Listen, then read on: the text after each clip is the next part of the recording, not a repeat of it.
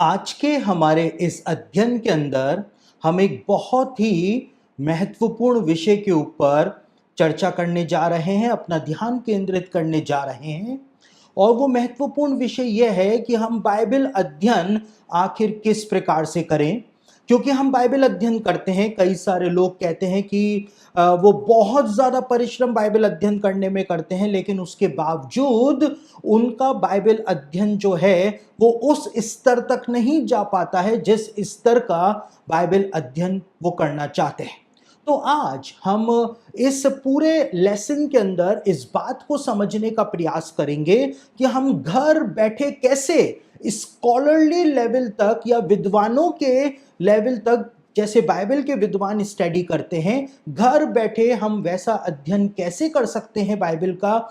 इन सब बातों को आज हम समझने और जानने जा रहे हैं। और आप देख रहे हैं मेरे पास यहाँ पर कई सारी बाइबल्स और कई सारे ऐसे टूल्स हैं जिसके द्वारा घर बैठे आप स्कॉलरली स्टडी बाइबल की कर पाएंगे और आपका अध्ययन जो है बाइबल का वो दिन प्रतिदिन निखरता चला जाएगा। और आप जब वचन की व्याख्या करेंगे, जब आप संदेशों को बोलेंगे या दूसरों को जब आप वचन सिखाएंगे, तो आपके संदेशों के अंदर, आपकी शिक्षा के अंदर कोई भी थियोलॉजिकल एरर उसके बाद मौजूद नहीं होगा।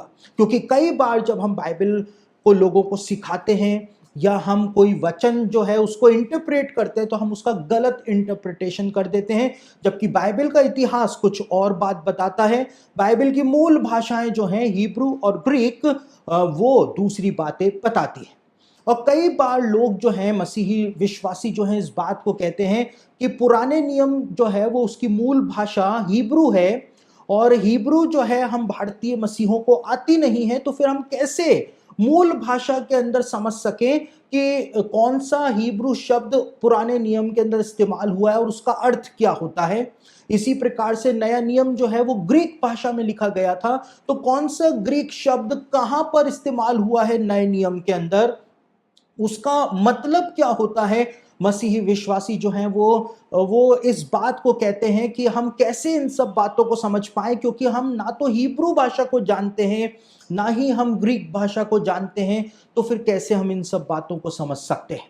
तो आज के इस अध्ययन के अंदर मैं आपको वो सारे टूल्स देने जा रहा हूं कि घर बैठे आपके मन के अंदर ये जो एक दुविधा है, आप जो दुखी हो जाते हैं कि मूल हिब्रू और मूल ग्रीक लैंग्वेजेस आपको नहीं आती हैं, अरामिक आपको नहीं आती है, वो सारे की सारी प्रॉब्लम्स जो हैं आज के इस अध्ययन से आपके सामने से दूर हो जाएंगी। तो आज हम इन सब बातों के ऊपर पूरे विस्तार से इन सब बातों को समझना शुरू करेंगे। और साथ ही साथ कई सारे लोग जिनके पास बाइबल के ये टूल्स मौजूद हैं, लेकिन उनको पता ही नहीं है कि इन टूल्स को, इन किताबों को किस प्रकार से उपयोग किया जाता है।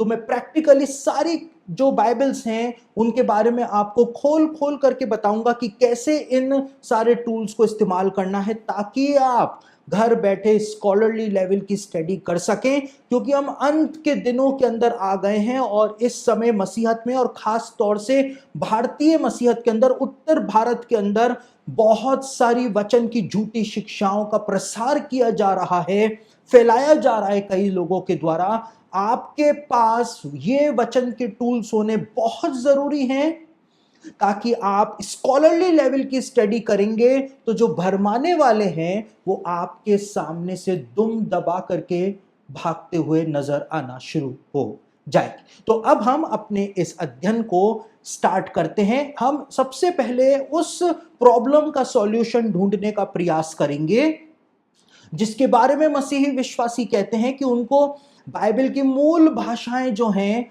हिब्रू और ग्रीक नहीं आती हैं, और वो दयनीय एक स्थिति के अंदर आ जाते हैं और वो बहुत ही ज्यादा दुखी हो जाते हैं। लेकिन आपको दुखी होने की जरूरत नहीं है। अगर आपको हिब्रू और ग्रीक भाषा नहीं आती है तो भी कोई प्रॉब्लम नहीं है, क्योंकि एक बाइबल जो है वो आपको इंटरनेट पर यानी अमेज़न के ऊपर मिल जाएगी। इसको कहते हैं द इंटरलीनियर बाइबल, और आप देख सकते हैं यहां पर लिखा है हिब्रू, ग्रीक एंड इंग्लिश।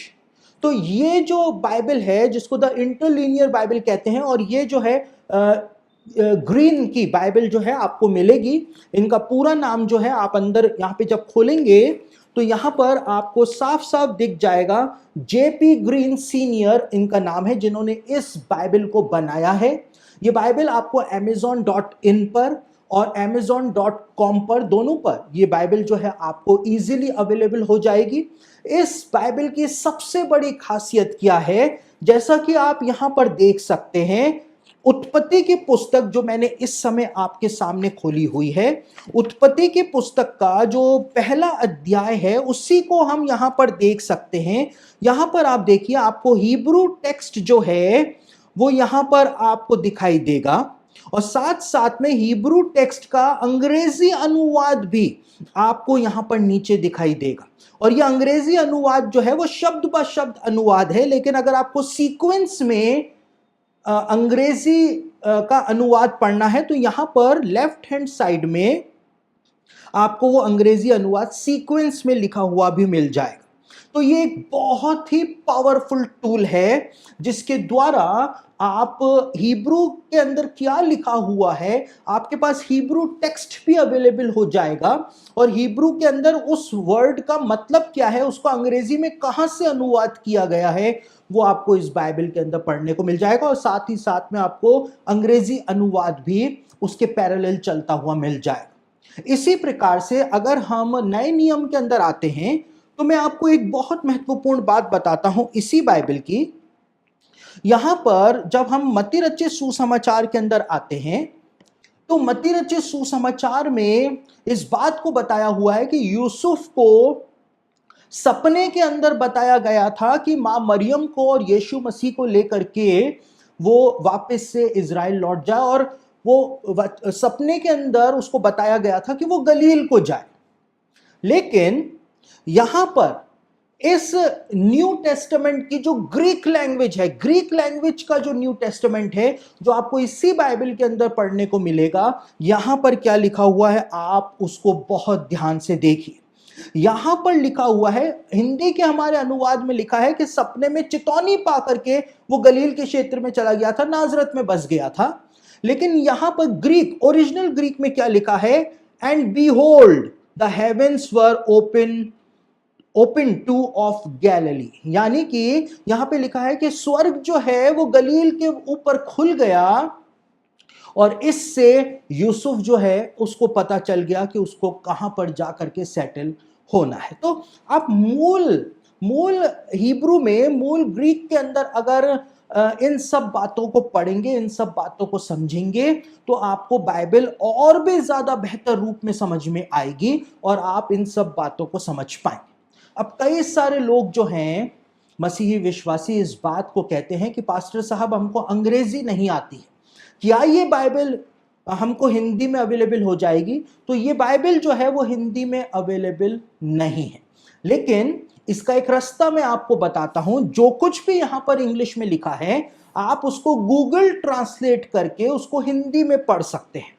तो जो कुछ भी लिखा है आप उसको गूगल ट्रांसलेट में जाकर के इंग्लिश में टाइप करें और उसका हिंदी अनुवाद जो है पैरेलल आपको पढ़ने को, जानने को वहां पर मिल जाएगा। तो आपकी इस समस्या का समाधान भी मौजूद है। तो बहाना कोई भी नहीं है। अगर आपको वास्तव में सीरियसली बाइबल स्टडी करनी है तो सारी रुकावटों का इलाज जो है वो मौजूद आज के जमाने में हो चुका है। साथ ही साथ आप यहां पर देख सकते हैं कि हर ग्रीक जो वर्ड है न्यू टेस्टामेंट का इस बाइबल में, उसके ऊपर अल्फाबेट्स दिए हुए हैं, उसके ऊपर नंबर दिए हुए हैं।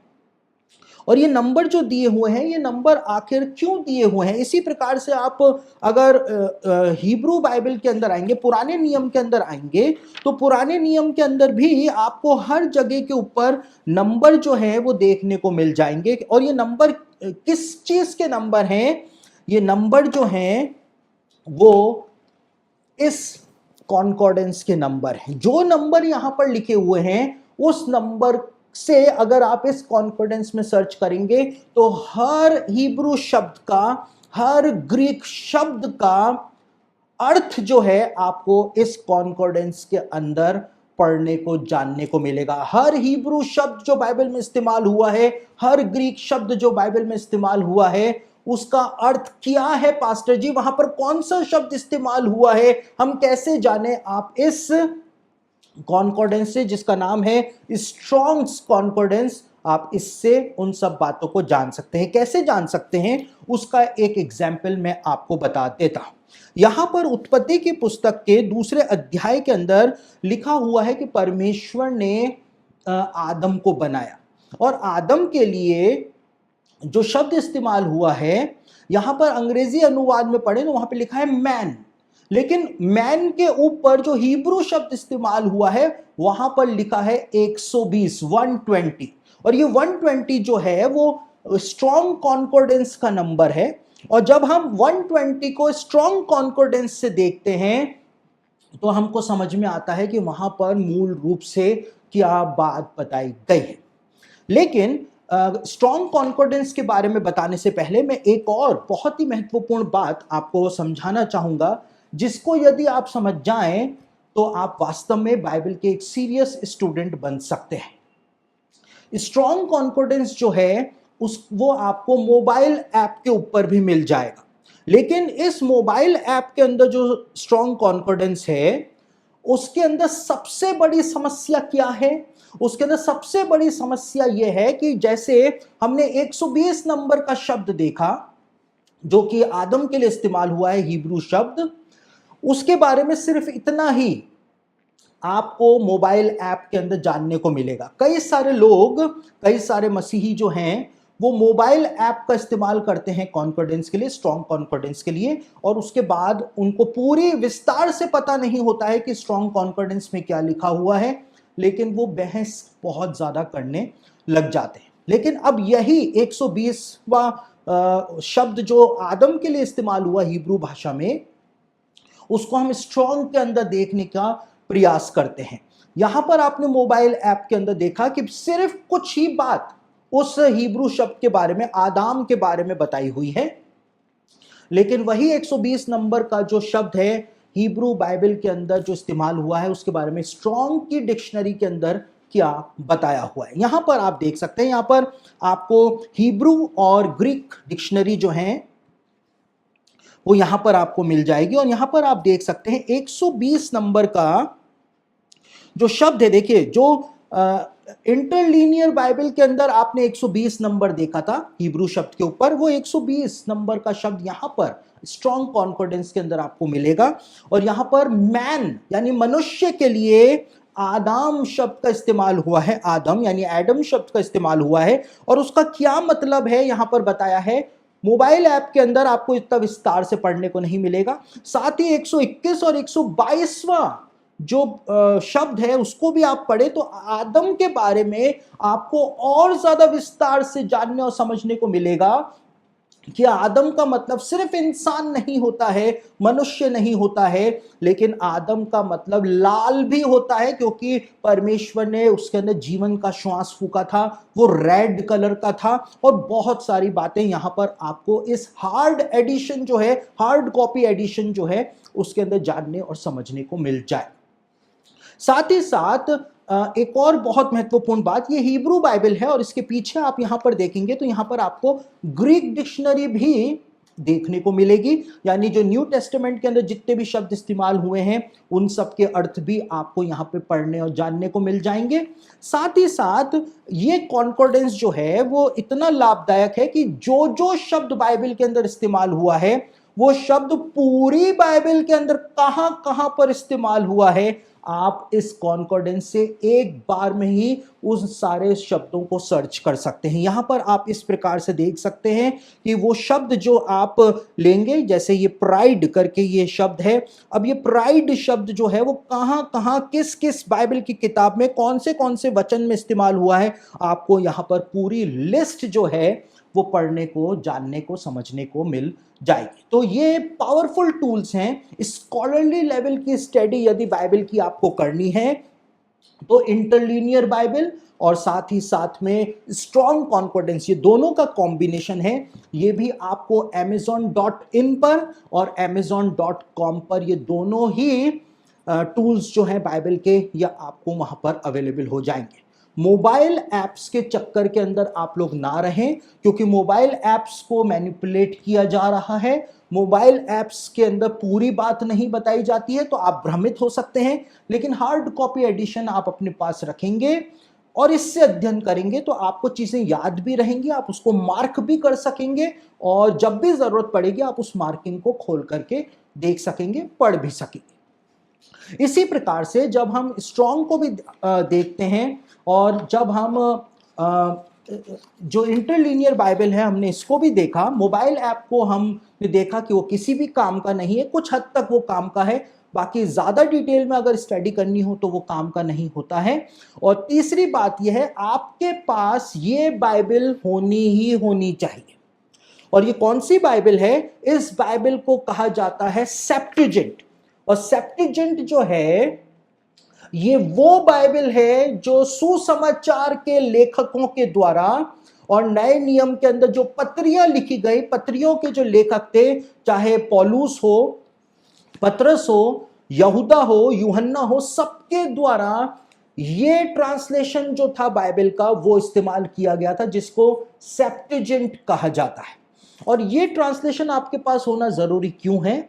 सेप्टुजिंट के ऊपर मैं एक अलग से लेसन बनाऊंगा ताकि आपको सेप्टुजिंट बाइबल जो है उसका महत्व समझ में आ सके आपके बाइबल अध्ययन के अंदर। सेप्टुजिंट बाइबल जो है यीशु मसीह के जन्म से भी पहले, कई सौ साल पहले, खुद यहूदी रब्बियों के द्वारा ओल्ड टेस्टामेंट को ग्रीक भाषा के अंदर ट्रांसलेट किया गया था, वो सेप्टुजिंट है। और इसीलिए क्योंकि ओल्ड टेस्टामेंट पहले से ही ग्रीक भाषा के अंदर ट्रांसलेट हो रखा था, सुसमाचार के जो लेखक थे मत्ती, मरकुस, लूका, यूहन्ना, और जो पत्रियों के लेखक थे पौलुस, यूहन्ना, पतरस, यहूदा और जो दूसरी पत्रियां हैं, तो उन लोगों ने सेप्टुजिंट अनुवाद जो था, ओल्ड टेस्टामेंट का जो ग्रीक अनुवाद था, उसका उपयोग पत्रियां लिखते हुए, सुसमाचार लिखते हुए किया था। और मैं क्यों इस बात को बोल रहा हूं कि सेप्टुजिंट बाइबल आपकी लाइब्रेरी में होनी ही चाहिए, ये बात कोई भी आपको नहीं बताएगा, क्योंकि किसी को ये बात पता ही नहीं है।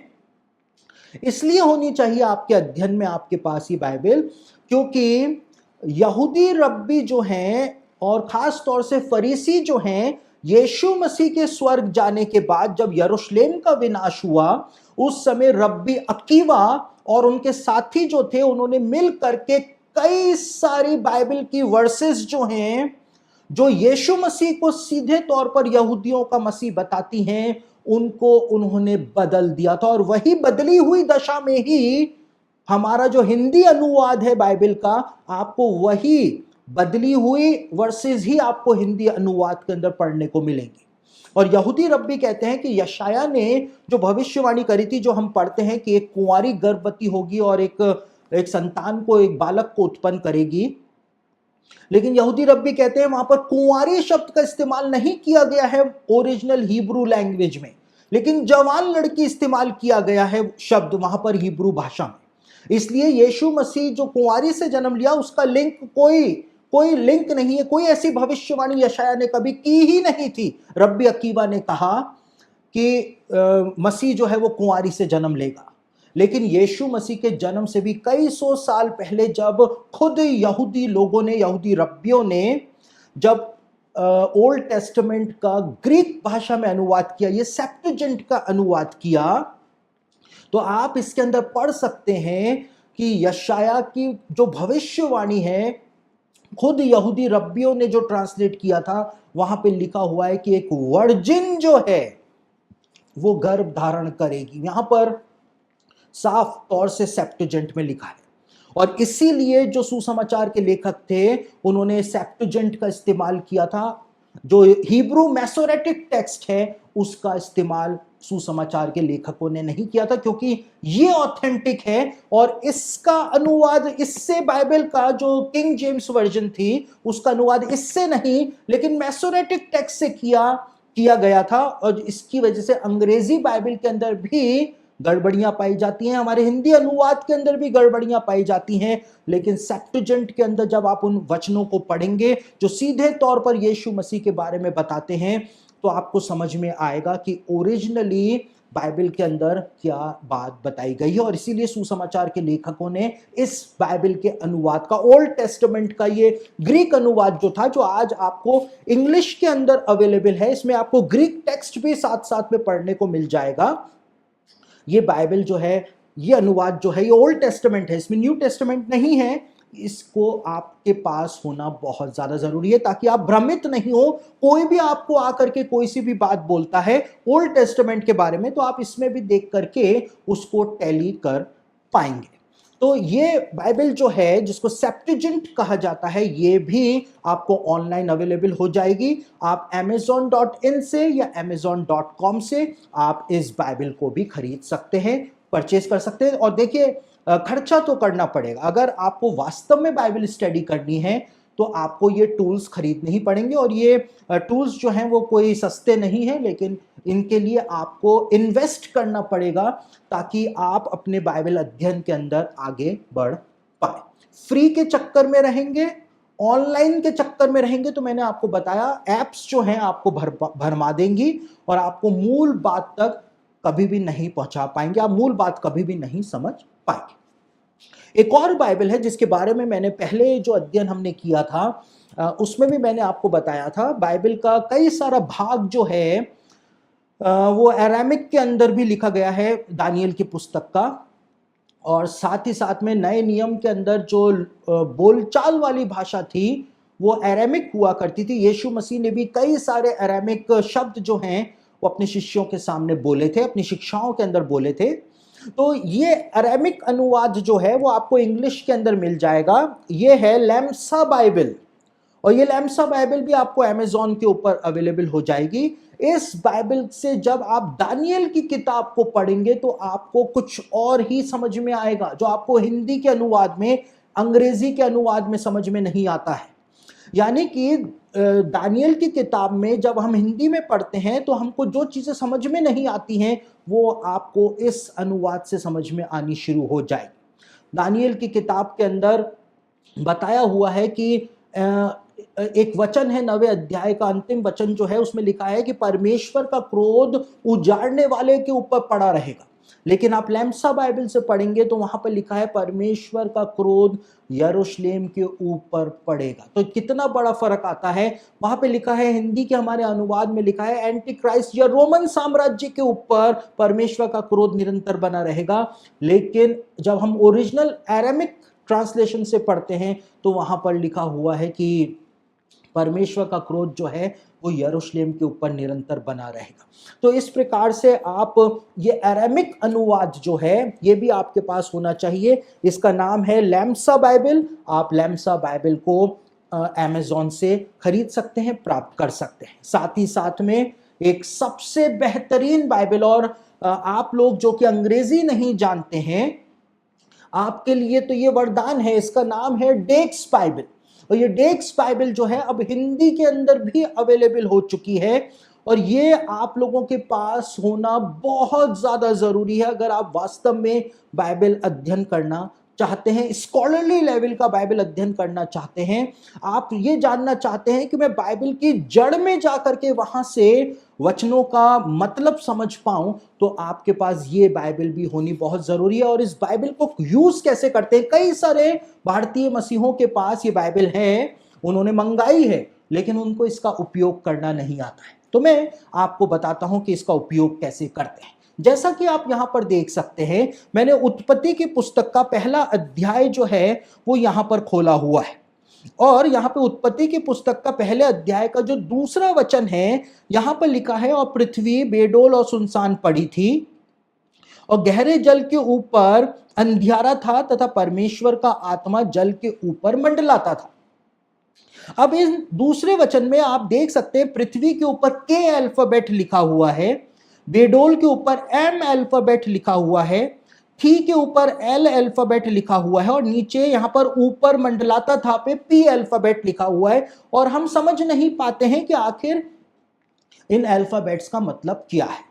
तो इन अल्फाबेट्स का मतलब क्या है, जैसे यहां पर पी जो अल्फाबेट लिखा हुआ है ऊपर मंडलाता था, तो आप देख सकते हैं लेफ्ट हैंड पर आपको ये सारे अल्फाबेट्स जो है वो लिखे हुए दिखाई देंगे, और यहाँ पे पी अल्फाबेट जो लिखा हुआ है, बताया हुआ है कि मंडलाता था के लिए कौन सा हिब्रू शब्द इस्तेमाल हुआ है, और उस हिब्रू शब्द का मतलब क्या है, विचार करना, विश्राम करना, पंख फड़फड़ाना, और उसका अनुवाद है मंडलाता था। तो यहां पर इस तरह से आपको ये सब चीजें समझने को मिलेंगी कि कौन सा शब्द इस्तेमाल हुआ है, उसका मतलब क्या है। अब आप यहां पर देख सकते हैं पहले वचन के अंदर यहां पर लिखा है, आदि में परमेश्वर ने आकाश और पृथ्वी की सृष्टि की, और आदि पर ई अल्फाबेट बना हुआ है, और ई अल्फाबेट को यदि आप यहां पर लेफ्ट हैंड में देखेंगे तो यहां पे लिखा है, देखें अनंत भूतकाल पृष्ठ 76। तो अब आपको क्या करना पड़ेगा, यहां पर आप देख सकते हैं ये पहले नंबर का पेज है, आपको 76 नंबर के पेज के ऊपर जाना पड़ेगा, और 76 नंबर का पेज जब आप खोलेंगे तो वहां पर आपको यहां पे ऊपर ही ऊपर दिखाई दे जाएगा अति पुरातन भूतकाल, यानी आदि में जो शब्द इस्तेमाल हुआ है उस शब्द का आखिर मतलब क्या है, उसको इब्रानी भाषा में क्या कहा जाता है, ये सब कुछ आपको यहां पर पढ़ने को मिल जाएगा, विस्तार से पढ़ने को मिल जाएगा। हिंदी भाषा के अंदर ये सब कुछ आपको पढ़ने को मिल जाएगा। तो ये है डेक्स बाइबल, ये ऑनलाइन अवेलेबल है, आप चाहें तो इस बाइबल को भी परचेस कर सकते हैं, और अपने बाइबल अध्ययन के अंदर आप बहुत ज़्यादा फायदा इससे प्राप्त कर सकते हैं। तो इस प्रकार से आपको बाइबल अध्ययन करना है, और जब आप इस प्रकार से बाइबल अध्ययन करते चले जाएंगे, दिन प्रतिदिन करते चले जाएंगे, तो आप और भी ज्यादा आगे बढ़ते चले जाएंगे, आपको वचन समझ में आने शुरू हो जाएंगे, आप स्कॉलरली लेवल का करेंगे अध्ययन, और जब कोई भरमाने वाला या झूठी शिक्षा का प्रचार करने वाला आएगा, आपकी नींव इतनी ज्यादा मजबूत होगी कि वो आपको भरमा नहीं पाएगा। इसी प्रकार से एक बिल्कुल नई बाइबल अभी पेरी स्टोन मिनिस्ट्रीज के द्वारा जारी की गई है। ये ओल्ड टेस्टामेंट है जो पेरी स्टोन मिनिस्ट्रीज ने जारी किया है, और ये न्यू टेस्टामेंट है जिसको आप यहाँ पर देख रहे हैं। इसके बारे में मैं पहले भी अपने एक प्रोग्राम के अंदर, कॉफी विद क्लाइव नाम का जो प्रोग्राम है उसके अंदर बता चुका हूं। ये बाइबल आप लेंगे ओल्ड एंड न्यू टेस्टामेंट, ये काफी एक्सपेंसिव बाइबल है, इंडिया में अवेलेबल नहीं है, डायरेक्ट आपको peristone.org से इनको ऑर्डर करके मंगाना पड़ेगा। लेकिन ये बाइबल अगर आप लेंगे तो जो जूश कल्चर हुआ करता था बाइबल के जमाने में, और जो भी उस जमाने के कस्टम हुआ करते थे, वो सब आपको पैरेलल जानने को मिलेंगे। उदाहरण के तौर पर यहाँ पर पेरी स्टोन जो है, उन्होंने अपनी इस बाइबल के अंदर जो उत्पत्ति की पुस्तक का 32वां अध्याय है उसके बारे में बताया है, और उत्पत्ति की पुस्तक के 32वें अध्याय के 10वें वचन के अंदर जब याकूब इस बात को कहता है कि मैं अपनी लाठी लेकर के यरदन के पार आ गया, तो जो लाठी शब्द का इस्तेमाल हुआ है, और याकूब जो था उसने अपने लाठी के ऊपर सहारा लेकर के जब यूसुफ के बच्चों को दंडवत किया था, वो भी हम बाइबल के अंदर उत्पत्ति के अंदर पढ़ते हैं। तो ये लाठी का वास्तव में मतलब क्या था? दाऊद जो था लाठी लेकर के गोलियत का सामना करने के लिए गया था, गोफन और पत्थर लेकर के भी गया था, लेकिन लाठी, चरवाहे की लाठी लेकर के भी गया था। और यहां पर आप देख सकते हैं पेरी स्टोन ने एक साइड में एक नोट दिया है, the story of the staff, यानी कि लाठी की कहानी क्या है। लाठी की कहानी यह है कि बाइबल के जमाने में जो लाठी हुआ करती थी वो बहुत ही महत्वपूर्ण हुआ करती थी। क्यों हुआ करती थी? क्योंकि लाठी के ऊपर वंशावली लिखी जाती थी परिवार की, लाठी के ऊपर इतिहास लिखा जाता था परिवार का, कि परिवार के अंदर क्या क्या हुआ है, बिल्कुल बारीक बारीक शब्दों में पूरे परिवार का इतिहास जो है वो लाठी के ऊपर लिखा जाता था। और जब दाऊद लाठी लेकर के गया गोलियत का सामना करने के लिए, तो वो इतिहास को दर्ज करने के लिए लाठी साथ में लेकर के गया था। साथ ही साथ में यहां पर जब ये कहता है कि मैं लाठी लेकर के यरदन के पार उतर आया, तो वो एक नए इतिहास को लाठी के ऊपर दर्ज कर रहा था, इस बात को यहाँ पर बताया गया है। तो पेरी स्टोन अपनी इस बाइबल के अंदर जो जोइश कल्चर हुआ करता था और जो उस जमाने के ट्रेडिशंस हुआ करते थे, वो साइड बाय साइड इस बाइबल के अंदर, ओल्ड टेस्टामेंट के अंदर बताते हैं। साथ ही साथ में जब आप न्यू टेस्टामेंट को देखेंगे तो न्यू टेस्टामेंट में आप शुरुआत में ही यहाँ पर देख सकते हैं, मत्ती रचित सुसमाचार को यदि आप देखें तो यहाँ पर आपको क्या देखने को मिलेगा, पेरी स्टोन की इस बाइबल के अंदर आपको पूरा पहले तो इतिहास जानने को मिलेगा। उसके बाद आप देख सकते हैं कि क्यों मनुष्य का पुत्र शब्द का इस्तेमाल मत्ती के द्वारा किया गया। साथ ही साथ के यहाँ पर आपको पढ़ने को मिलेगा कि किस प्रकार से जो वंशावली मत्ती रचित सुसमाचार में दी हुई है यीशु मसीह की, वो वंशावली आखिर मत्ती को मिली कहां से होगी, वो सारा इतिहास जो है, डिटेल्स जो हैं, वो यहाँ पर आपको नीचे पढ़ने को मिल जाएगा। साथ ही साथ में यीशु मसीह की जो वंशावली को 3 टुकड़ों में डिवाइड किया गया है, 14 14 14, वो क्यों किया गया है, यहूदी लोग क्या ऐसा किया करते थे, क्यों ऐसा किया करते थे, वो सब कुछ आपको यहाँ पे नीचे जो फुटनोट्स हैं उनके अंदर पढ़ने को मिल जाए। तो इस प्रकार से पेरी स्टोन की ये जो बाइबल्स हैं, ओल्ड टेस्टामेंट और न्यू टेस्टामेंट, इनको भी आप अपने अध्ययन के अंदर इस्तेमाल कर सकते हैं ताकि बिब्लिकल ट्रेडिशंस और जो जोइश कल्चर उस जमाने में हुआ करता था उनको आप गहराई से और बारीकी से जान सकें और समझ सकें। इसके साथ ही साथ आपको एक और टूल के बारे में मैं बताना चाहूंगा, इसका नाम है Vine's expository dictionary of Old and New Testament words. कौन सा शब्द कहां पर कितनी बार इस्तेमाल हुआ है, और जैसे हम बाइबल के अंदर नए नियम में पढ़ते हैं कि परमेश्वर ने जगत से प्रेम किया, तो ये प्रेम शब्द न्यू टेस्टामेंट में कहां कहां पर इस्तेमाल हुआ है। हम जब हिंदी में पढ़ते हैं तो हमेशा प्रेम शब्द को ही पढ़ते हैं, लेकिन न्यू टेस्टामेंट में लव जो है, प्यार जो है, उसके लिए अलग अलग शब्दों का ग्रीक भाषा में अनुवाद किया गया है, इस्तेमाल किया गया है, और उन सब ग्रीक शब्दों के अर्थ जो हैं वो अलग अलग होते हैं, जैसा कि आप यहां पर इस बात को देख सकते हैं। उसके बाद एक और टूल है जिसके बारे में मैंने कई बार आपको बताया है कि बाइबल के इतिहास को समझने का ये एक बहुत ही मजबूत टूल है। इसको जोसेफस की इतिहास की किताब कहा जाता है, और वाइन की डिक्शनरी आपको अमेज़न के ऊपर मिल जाएगी। जोसेफस की एक किताब भी आपको अमेज़न के ऊपर इजीली अवेलेबल हो जाएगी।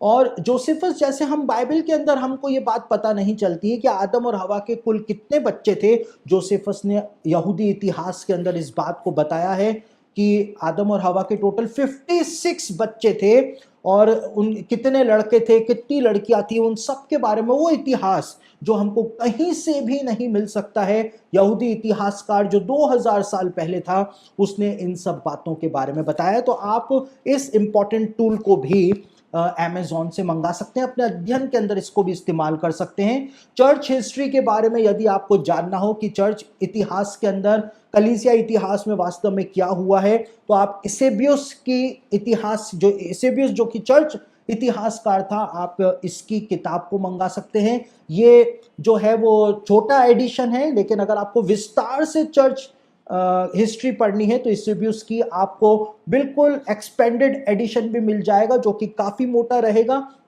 आप उसके अंदर विस्तार से चर्च का इतिहास जान पाएंगे। और एक और बहुत महत्वपूर्ण टूल जो कि आपके पास बाइबल अध्ययन करने के लिए होना ही चाहिए, ये सब चीजें आपको अमेज़न के ऊपर अवेलेबल हो जाएंगी। हमारे ऑफिस के अंदर ये इनमें से कोई भी चीज आपको नहीं मिलेगी, तो आप हमारे ऑफिस के अंदर फोन ना करें इन सब चीजों को प्राप्त करने के लिए, लेकिन आप अमेज़न के ऊपर सर्च करेंगे तो ये सब चीजें आपको वहां पर मिल जाएंगी। एक और टूल है, बहुत पावरफुल टूल है, द जूइश टाइमलाइन इंसाइक्लोपीडिया। ये इंसाइक्लोपीडिया जो है वो टाइमलाइन, जूइश टाइमलाइन इंसाइक्लोपीडिया है, यानी कि इसके अंदर आपको हर हिब्रू साल जो है वो आपको मिल जाएगा, और हिब्रू साल के साथ साथ आपको जो एनो डोमिनी है, एडी जो है, और बीसी जो है, वो वर्ष भी आपको साथ साथ में मिल जाएगा कि कौन से हिब्रू साल में कौन सी घटना घटित हुई थी, बाइबल के जमाने से लेकर हमारे जमाने तक, वो सब कुछ आपको इस टाइमलाइन इंसाइक्लोपीडिया में पढ़ने को मिल जाएगा। कभी कभी हम सोचते हैं कि बाइबल की ये घटना कब घटित हुई होगी, कौन से ईयर में घटित हुई होगी, हमको पता नहीं चल पाता है, तो आप इस इंसाइक्लोपीडिया का इस्तेमाल उसको जानने के लिए कर सकते हैं। तो यदि ये टूल आपके पास, ये बेसिक टूल्स हैं, ये टूल्स यदि आपके पास होंगे तो आप अपने बाइबल अध्ययन को बहुत ही ज़्यादा बेहतर रूप से कर पाएंगे। आपका अध्ययन करने का तरीका बदल जाएगा, आप प्रॉपरली बाइबल अध्ययन करेंगे, किसी भी वचन को जब इंटरप्रेट करेंगे, उसकी व्याख्या करेंगे तो प्रॉपर व्याख्या करेंगे। कोई भी थियोलॉजिकल एरर आपके व्याख्या के अंदर तब नहीं आएगा जब आप संदेशों को कलीसिया के अंदर बोलेंगे, सभाओं के अंदर बोलेंगे, लोगों के बीच में प्रचार करेंगे, तो कोई भी थियोलॉजिकल एरर जो है वो आपके संदेश के अंदर नहीं पाया जाएगा यदि आप इस प्रकार से अपने अध्ययन को करेंगे, अपने संदेशों को बनाएंगे। आप फुल्ली इक्विप्ड रहेंगे, आप पूरी तरह से परिपूर्ण हो जाएंगे, और इस तरह से आप दिन प्रतिदिन सालों साल जब अध्ययन करते चले जाएंगे तो आपकी नींव इतनी मजबूत हो जाएगी कि आप वास्तव में जब दूसरों को सिखाएंगे तो आपके द्वारा सिखाए जाने से उनकी आत्मिक उन्नति होने पाएगी। तो इस तरह से आप अपने बाइबल अध्ययन को बहुत ही ज्यादा निखार सकते हैं और उसको एक मजबूत चट्टान के ऊपर बना सकते हैं। तो आज के मेरे इस लेसन के अंदर बस इतना ही। मैं आशा करता हूं कि ये लेसन जो है वो आप लोगों के लिए बहुत ही ज़्यादा फायदेमंद साबित होगा, और जिस उद्देश्य के साथ मैंने इस लेसन को बनाया है, प्रभु करेगा कि वो उद्देश्य ज़रूर से पूरा होने